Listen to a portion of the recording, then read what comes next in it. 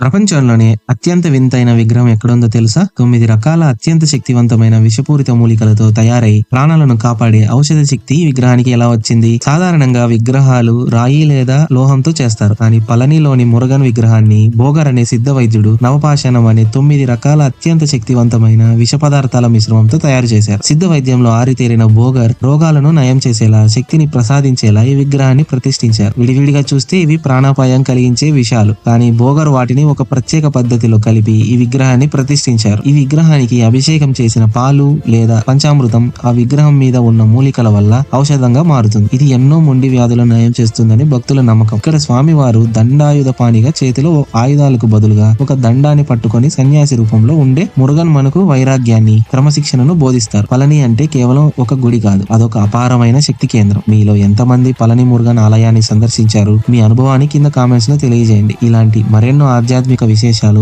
మరియు పురాణ గాథల కోసం ఇప్పుడే సబ్స్క్రైబ్ చేసుకోండి.